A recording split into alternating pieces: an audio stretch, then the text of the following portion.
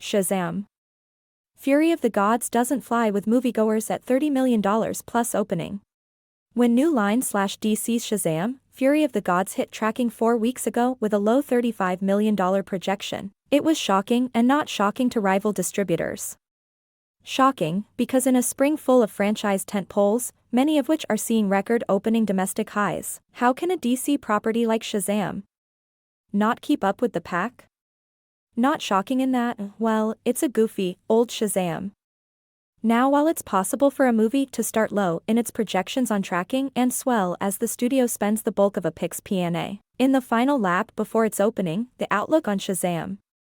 Fury of the Gods didn't budge, and now the David F. Sandberg-directed sequel, produced by Warner Bros.' newly installed DC co-head Peter Safran, is looking at a $30.5 million start in US, Canada as of Sunday AM, off 43% from the first 2019 movie's $53.5 million opening.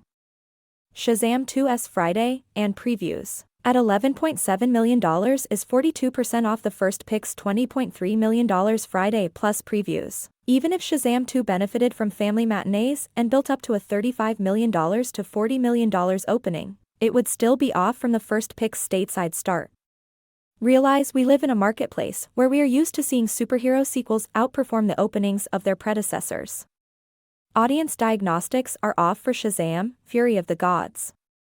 The DC Captain Marvel received a B+ cinema score to the first title's A, and pulled in less of the 18 to 34 demographic than Chapter 1, 56% to 64%. Audience exits on the first Shazam were harder than CinemaScore results at 79% positive, 59% definite recommend. The sequel saw similar results at 78% positive, and a 64% recommend. Men over 25 were the biggest quad for Shazam, back in 2019 at 35% and an 82% grade. Part 2 saw a 40% share of guys over 25, with a lower grade of 77%. Rivals believe that the scores on the first Shazam weren't good enough to demand a sequel. Why did New Line make one?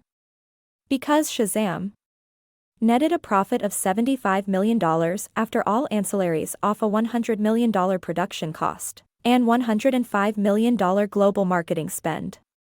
Warner's didn't really drop the ball in marketing Shazam.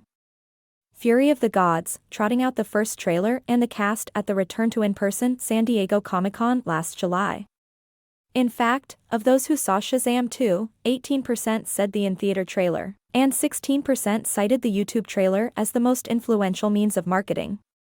Some sources sniped to me that the materials for Shazam Fury of the Gods were giddy, and that the conceit of everybody is a Shazam deflates from him being the almighty superhero.